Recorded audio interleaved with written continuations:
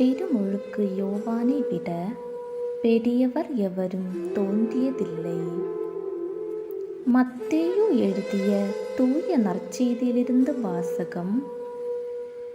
அதிகாரம் 11, இறை வார்த்தைகள் 11 முதல் 15 முடிய. அக்காலத்தில் இயேசு மக்கள் கூட்டத்துக்கு கூறியது: மனிதனாய் பிறந்தவர்களுள் திருமுழுக்கு யோவானை விட பெரியவர் எவரும் தோன்றியதில்லை.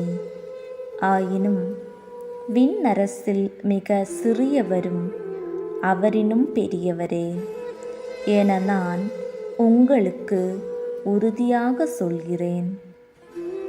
திருமுழுக்கு யோவானின் கால முதல் இந்நாள் வரையிலும் விண்ணரசு வன்மையாக தாக்கப்படுகின்றது.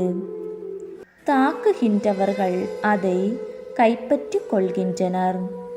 திருச்சட்டமும் எல்லா இறைவாக்கு நூல்களும் யோவான் வரும் வரை இறைவாக்குரைத்தன.